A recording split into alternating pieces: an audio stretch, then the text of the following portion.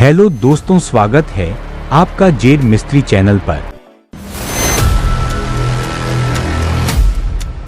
ये यूरुग्वायन air force flight 571 की कहानी है। 12 अक्टूबर 1972 को एक छोटा चार्टर्ड प्लेन उरुग्वे से उड़ान भरते हुए चिली की राजधानी सैंटियागो की ओर जा रहा था। इस विमान में 45 लोग सवार थे, जिनमें उरुग्वे के एक लोकप्रिय क्रिश्चियन क्लब के 19 रग्बी खिलाड़ी और उनके परिवार व दोस्त शामिल थे। हर साल अक्टूबर में यह यात्रा केवल एक उड़ान से ज्यादा होती थी। यह एक छुट्टी जैसा महसूस होता था। हर साल टीम सैंटियागो जाती थी ताकि चिली की नेशनल रग्बी टीम के साथ एक फ्रेंडली मैच खेल सके, जो इस यात्रा को प्रतिस्पर्धा और छुट्टी दोनों का एक मिला जुला अनुभव बनाता था। यह विमान कोई साधारण यात्री विमान नहीं था।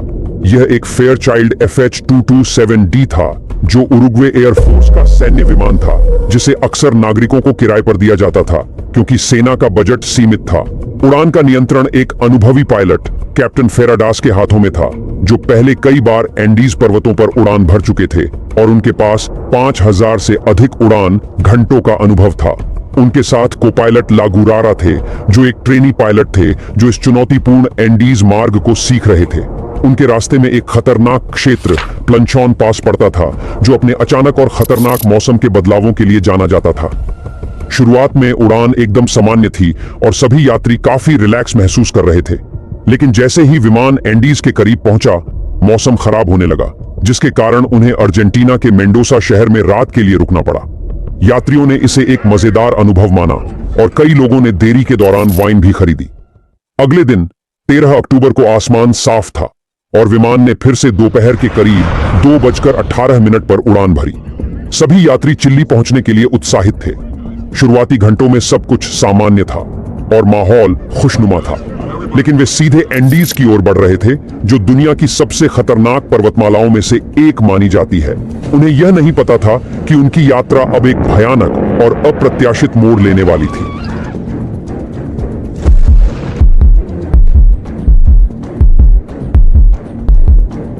जैसे ही विमान एंडीज पर्वतमालाओं के ऊंचाई वाले क्षेत्रों में पहुंचा, पायलट सावधान हो गए। उन्हें पता था कि इन पर्वतों की चोटियों की ऊंचाइयां इतनी ऊंची थीं कि विमान की अधिकतम ऊंचाई, जो 22,500 फीट थी, से भी ऊंची थी। कुछ चोटियों की ऊंचाई तो 22,800 फीट तक थी, जो इस उड़ान को और भी जोखिम भरा बना रहा था। दोपहर के 3:21 पर विमान को एक तंग मार्ग प्लंचॉन पास से गुजरना था, जिसमें काफी सतर्कता की जरूरत थी। ट्रेनी को पायलट लेगुरारा को इस चुनौतीपूर्ण क्षेत्र में उड़ान अभ्यास के लिए नियंत्रण सौंपा गया। उन्होंने सोचा कि वे सैंटियागो के करीब पहुंच गए हैं और दोपहर 3:24 पर सैंटियागो के एयर ट्रैफिक कंट्रोल से संपर्क किया। लेगुरारा ने बताया कि वे क्यूरिको के पास हैं और अनुमान लगाया कि वे सैंटियागो 8 मिनट में पहुंच सकते हैं।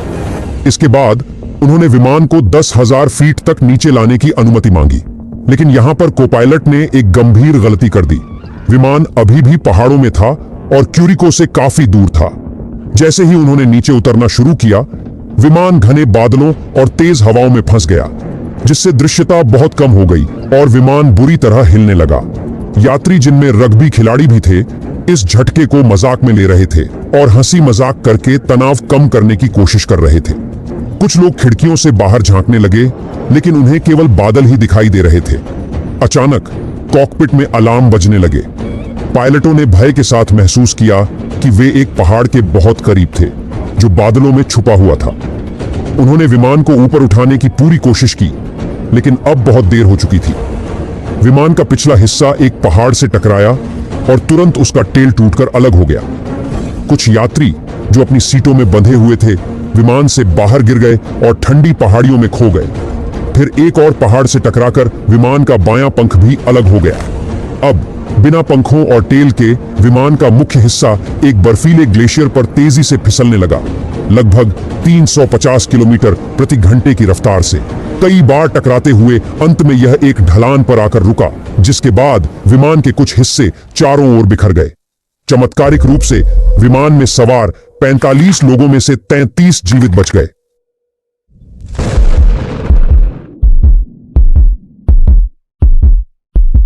जैसे ही बचे लोग मलबे से बाहर निकले, वे ठंडी हवाओं और कड़ाके की ठंड से घिर गए। एंडीज की ऊंचाई पर स्थित इस एकांत और दुर्गम पहाड़ी ढलान पर जहां विमान दुर्घटनाग्रस्त हुआ था, चारों तरफ बर्फ और ऊंची चोटियां थीं। यहां उनके लिए जीवित रहना लगभग असंभव प्रतीत हो रहा था। उनके पास केवल वही कपड़े थे जो वे पहले से पहन रखे थे, जो हल्के गर्म मौसम के लिए उपयुक्त थे। दुर्घटना के बाद के शुरुआती क्षण बहुत ही उथल पुथल से भरे थे। कुछ जीवित लोग गंभीर रूप से घायल थे, कुछ सदमे में थे, कुछ मदद के लिए चिल्ला रहे थे, जबकि अन्य अपने परिवार या दोस्तों की तलाश मलबे में कर रहे थे। बचे हुए लोगों में 2 मेडिकल स्टूडेंट्स, रॉबर्टो कैनेसा और गुस्तावो जर्बिनो थे, जिन्होंने तुरंत घायलों की सहायता शुरू की। उनके पास कोई मेडिकल सामान नहीं था, लेकिन जो कुछ भी उनके पास था उसका उपयोग उन्होंने प्राथमिक चिकित्सा के लिए किया। कपड़े या सामान के टुकड़ों को उन्होंने पट्टियों और टूटी हड्डियों के सहारे के रूप में उपयोग किया। कैनेसा और जर्बिनो मलबे में घूमते हुए प्रत्येक व्यक्ति की चोटों का आकलन करने लगे, ताकि सबसे जरूरतमंद व्यक्ति को पहले मदद मिल सके।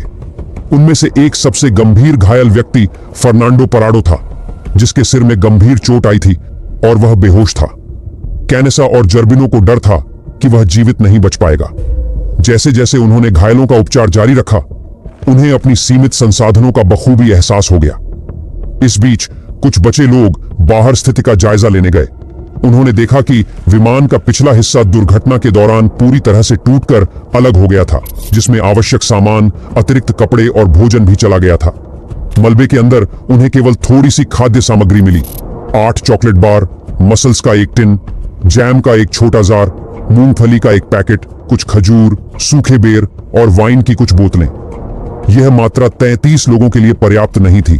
स्थिति की गंभीरता को समझते हुए सभी बचे लोगों ने अपनी सारी खाद्य और पेय सामग्री एक जगह इकट्ठा की और उसे बहुत सावधानी से बांटने का निर्णय लिया। भोजन का थोड़ा थोड़ा हिस्सा हर दिन दिया जाने लगा, ताकि वह ज्यादा समय तक चल सके। पानी के लिए उन्होंने बर्फ इकट्ठा की और उसे खाली वाइन की बोतलों में भरकर धूप में धीरे धीरे पिघलने दिया। हालांकि यह प्रक्रिया धीमी थी और कई लोग पानी के लिए इंतजार करते हुए परेशान हो गए थे। 13 अक्टूबर की रात जैसे जैसे ढलने लगी, बचे हुए लोग एंडीज में अपनी पहली ठंडी रात का सामना करने के लिए मजबूर थे। कड़कड़ाती ठंड से बचने के लिए वे सभी मलबे के अंदर एक साथ सिमट गए। उन्होंने सीट के टुकड़ों और सामान का उपयोग विमान के खुले हिस्से को ढकने के लिए किया, ताकि ठंडी हवा से थोड़ी सुरक्षा मिल सके। फिर भी तापमान लगातार गिरता रहा और उनके लिए सोना असंभव हो गया। जैसे जैसे रात गुजरती गई, वे इस आशा से चिपके रहे कि सुबह होते ही बचाव दल आएगा। उन्हें लगा कि दुर्घटना की खबर चिली और उरुग्वे तक पहुंच गई होगी और जल्द ही एक खोजी दल भेजा जाएगा। दुर्घटनाग्रस्त विमान एक खड़ी पहाड़ी पर बर्फ में ढका हुआ था, जिससे इसे ऊपर से देख पाना कठिन था।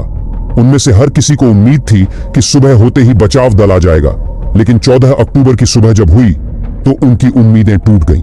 कोई मदद नहीं आई। उन्हें इस सत्य का सामना करना पड़ा कि वे पूरी तरह अकेले थे।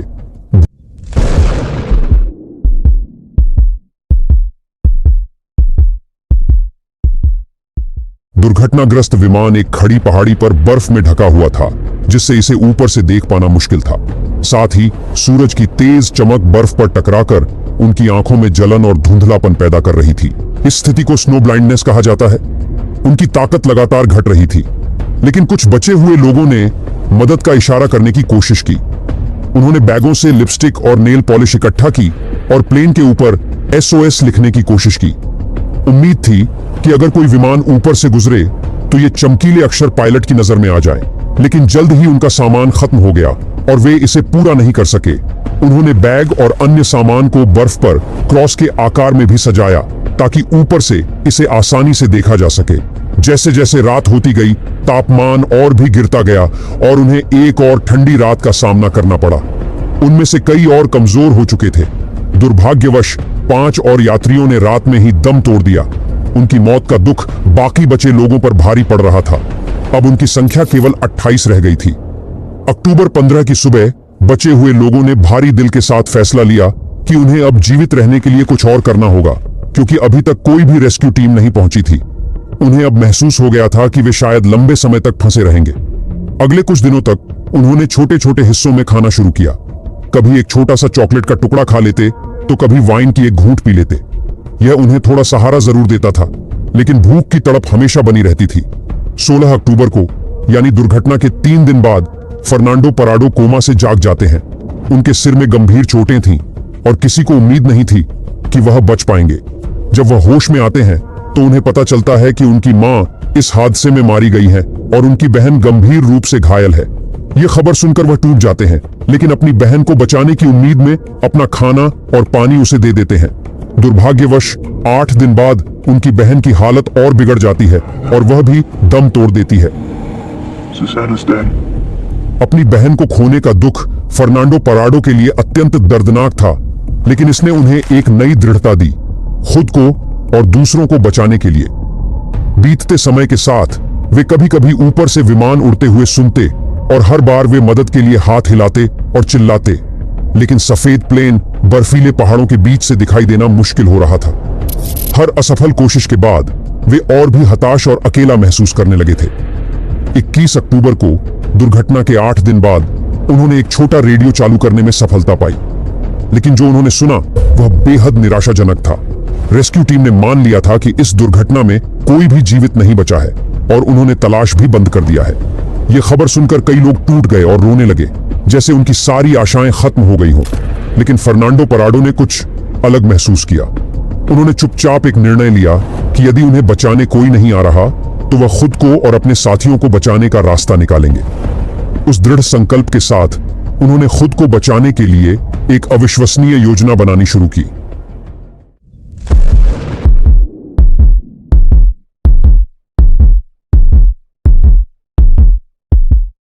जब उन्होंने सुना कि बचाव टीमों ने उम्मीद छोड़ दी है तो वे दुखी हुए, लेकिन उन्हें अब समझ आ गया था कि वे अब ऐसे ही बैठकर मृत्यु का इंतजार नहीं कर सकते।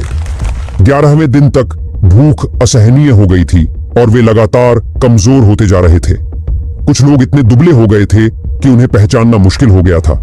उनके पास खाने के लिए कुछ भी नहीं बचा था, न तो कोई जानवर, न कोई पौधा और न कीड़े। उनकी खाने की सारी चीजें खत्म हो चुकी थीं और यहां तक कि सीटों के चमड़े को चबाने से भी उन्हें उल्टी होने लगी थी। इस स्थिति में एक मेडिकल छात्र रोबर्टो कैनेसा ने एक चौंकाने वाला सुझाव दिया कि जीवित रहने के लिए उन्हें उन लोगों के शवों को खाना होगा जो इस दुर्घटना में पहले ही मारे जा चुके थे। यह एक भयावह विचार था, लेकिन कैनेसा ने समझाया कि शायद यही उनका जीवित रहने का एकमात्र रास्ता हो सकता है। घंटों तक उन्होंने इस फैसले पर बहस की और इसके दर्द का सामना किया। ये वही लोग थे जिनके साथ वे हंसे, खुशियां बांटी और कुछ दिन पहले तक साथ में वक्त गुजारा था। यह विचार दिल तोड़ देने वाला था, लेकिन उन्हें अपनी स्थिति की कड़वी सच्चाई का सामना करना पड़ा। अंततः उन्होंने इस पर सहमति बनाई कि अगर उनमें से कोई भी जीवित नहीं रहता है तो उनके शरीर को दूसरों के जीवन बचाने के लिए इस्तेमाल किया जाएगा। कैनेसा ने सबसे पहले कोशिश की। उन्होंने एक छोटा सा टुकड़ा खाया, यह जानते हुए कि यही उनके जीवित रहने का एकमात्र तरीका है। धीरे धीरे बाकी ने भी उसका अनुसरण किया, भले ही उनके लिए यह भावनात्मक रूप से बहुत पीड़ादायक था।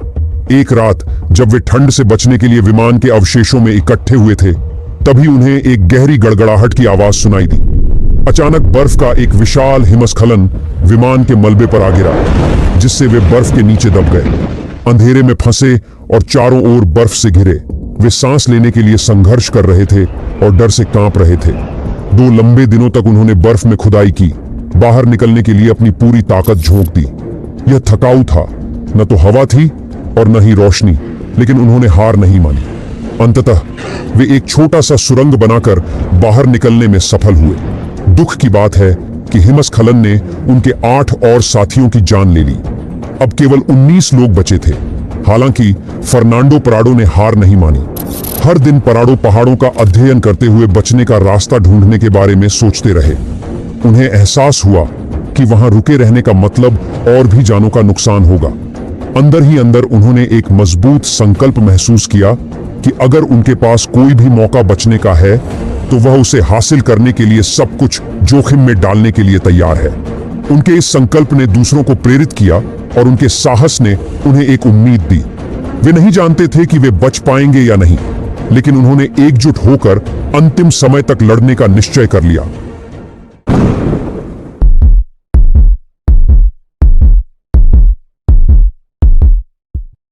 दुर्घटना के 2 महीने बाद फर्नांडो पराडो और रोबर्टो कैनेसा ने बर्फीले पहाड़ों से बाहर निकलने का साहसी निर्णय लिया। हर दिन पराडो ने ऊंचे पहाड़ों को देखा, इस उम्मीद में कि अगर वे सबसे ऊंची चोटी पर चढ़ सकें तो शायद उन्हें कोई घाटी या सड़क दिखेगी जो उन्हें लोगों तक वापस ले जा सके। उनके पास पर्वतारोहण का कोई अनुभव नहीं था, बहुत ही कम संसाधन थे और ठंडी हवा उनके मिशन को बेहद जोखिम भरा बना रही थी। बाकी बचे लोगों ने इस खतरनाक यात्रा की तैयारी में पराडो और कनेसा की मदद की। उन्होंने विमान के मलबे से सामग्री का उपयोग करके उपकरण बनाए। 18 वर्षीय कार्लोस ने अपने सिलाई किट से एक साधारण स्लीपिंग बैग बनाया जिसमें सीटों से निकाला गया सामग्री भरा गया ताकि रात में उन्हें गर्म रख सके। ठंड से बचने के लिए पराडो और कैनेसा ने जितने भी कपड़े मिल सके पहन लिए। 12 दिसंबर 1972 को दुर्घटना के ठीक 2 महीने बाद पराडो और कनेसा ने पश्चिम की ओर अपनी यात्रा शुरू की। उनके साथ एंटोनियो विजिंटन भी थे जो सामान ले जाने में मदद करने आए थे। बाकी बचे लोगों ने उन्हें बर्फीली पहाड़ियों पर चढ़ते देखा, इस अनिश्चितता के साथ कि वे अपने दोस्तों को फिर से देख पाएंगे या नहीं। उनके लिए पहला दिन बेहद कठिन था। गहरी बर्फ में चलना हर कदम पर भारी पड़ रहा था और पतली हवा में सांस लेने में मुश्किल हो रहा था। वे लड़खड़ाते हुए आगे बढ़ रहे थे और अपनी सारी ताकत लगा रहे थे। रात में ठंड इतनी ज्यादा थी कि चुभन महसूस हो रही थी, लेकिन वे खुद को बार बार याद दिला रहे थे कि वे सहायता पाने के करीब पहुंच रहे हैं। तीसरे दिन तक खाना भी लगभग खत्म हो चुका था। तब उन्होंने यह फैसला किया कि विजिंटन को वापस दुर्घटना स्थल पर लौट जाना चाहिए ताकि दोनों लोगों के लिए खाना बचाई जा सके। पराडो और कनेसा ने आगे चढ़ाई जारी रखने का निश्चय किया। उनके मन में एक दृढ़ संकल्प था कि उन्हें पहाड़ की चोटी तक पहुंचना ही है। 20 दिसंबर को 1 हफ्ते से भी अधिक समय तक चढ़ाई करने के बाद वे आखिरकार एक ऊंची चोटी पर पहुंचे। उनके शरीर बेहद कमजोर हो चुके थे और खाने का सामान खत्म हो गया था, लेकिन नीचे घाटी की ओर देखने पर उन्हें एक अद्भुत नजारा दिखाई दिया। वह हरी भरी घाटी और बहती नदियों का दृश्य था जिसने उनमें नई उम्मीद भर दी। उन्हें यकीन हो गया कि घाटी के नीचे लोग हो सकते हैं जो उनके दोस्तों को बचाने में मदद कर सकते हैं।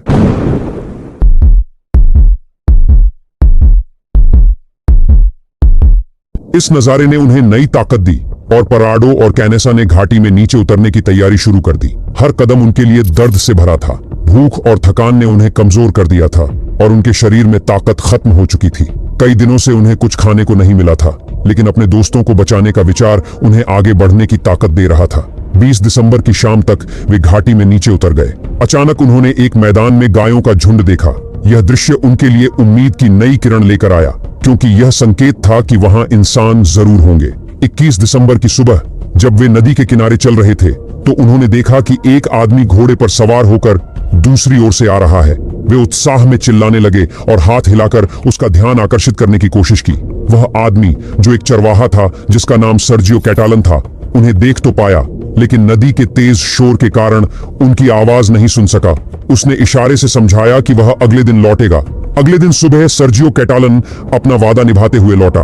उसने अपने साथ एक पेन और कागज लाया और कागज को एक पत्थर से बांधकर नदी के उस पार फेंक दिया। पराडो और कनेसा ने जल्दी से उस पर एक संदेश लिखा जिसमें अपनी स्थिति बताते हुए लिखा, मैं उस विमान से आया हूं जो पहाड़ों में दुर्घटनाग्रस्त हुआ था। हमारे साथ 14 लोग और जीवित हैं।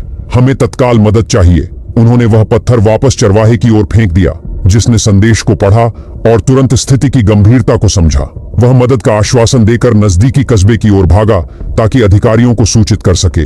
यह खबर तेजी से फैल गई और उरुग्वे और चिली में बचे लोगों के परिवारों को यह पता चला कि फ्लाइट 571 के कुछ यात्री अब भी जीवित हैं। यह जानकारी सभी के लिए किसी चमत्कार से कम नहीं थी। 22 दिसंबर की सुबह 2 हेलीकॉप्टर बचाव दल और चिकित्सा सामग्री लेकर उड़ान भरने के लिए तैयार थे। पराडो ने जोर देकर कहा कि वह बचाव दल के साथ दुर्घटना स्थल पर जाएगा ताकि वह उन्हें वहां का रास्ता दिखा सके। जब हेलीकॉप्टर मलबे के पास पहुंचा तो बचे हुए लोगों ने ऊपर देखा और उन्हें विश्वास नहीं हुआ कि आखिरकार मदद आ गई है। हेलीकॉप्टर की आवाज उनके लिए चमत्कार जैसी थी। बचे हुए लोग खुशी से झूम उठे। वे एक दूसरे से गले मिलने लगे और यह समझने की कोशिश करने लगे कि उनका संघर्ष अब समाप्त होने वाला है। कुल मिलाकर 45 यात्रियों में से केवल 16 लोग 72 दिनों तक संघर्ष के बाद जीवित बच सके थे। जब हेलीकॉप्टर बर्फीले एंडीज पर्वत के ऊपर से उड़ान भर रहे थे तो सभी जीवित लोग खिड़की से बाहर देख रहे थे।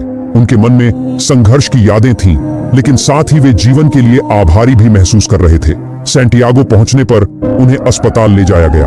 डॉक्टरों और नर्सों ने तुरंत उनकी देखभाल शुरू की। वे कुपोषण, ठंड के कारण हुए जख्म, ऊंचाई की बीमारियों और भूख से कमजोर हो चुके थे। प्रत्येक व्यक्ति का वजन काफी कम हो गया था और उनके शरीर उनकी कठिनाई की कहानी बयान कर रहे थे।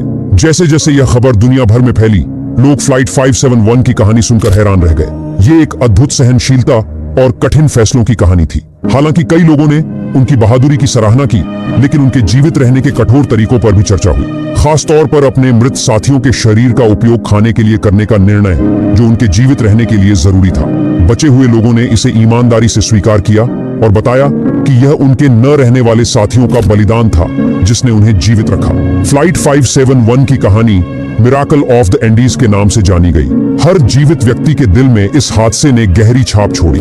आने वाले वर्षों में वे अपनी सामान्य जिंदगी में वापस लौट गए, लेकिन इस हादसे की यादें और उस संघर्ष की सच्चाई हमेशा उनके साथ रही। कुछ ने अपनी कहानी दुनिया के सामने रखी, जबकि अन्य ने अपनी यादों को निजी रखा। उनके लिए हर नया दिन एक उपहार जैसा था, जिसे वे दिल से संजोते रहे। फर्नांडो पराडो और रॉबर्टो कनेसा, जिन्होंने मदद पाने के लिए असंभव लगने वाले कदम उठाए, साहस और अडिग संकल्प के प्रतीक बन गए। उन्होंने अपने अनुभव साझा किए ताकि उन लोगों को सम्मान दिया जा सके जिन्होंने अपनी जान गंवाई। फ्लाइट 571 की यह कहानी सिर्फ एक त्रासदी नहीं थी, यह दोस्ती की ताकत और मानव इच्छा शक्ति की ऐसी मिसाल थी जो हर बाधा को पार कर सकती है। यह एक यादगार गाथा है जो बताती है कि कठिन से कठिन समय में भी इंसान जिंदा रहने के लिए हर मुमकिन कोशिश कर सकता है।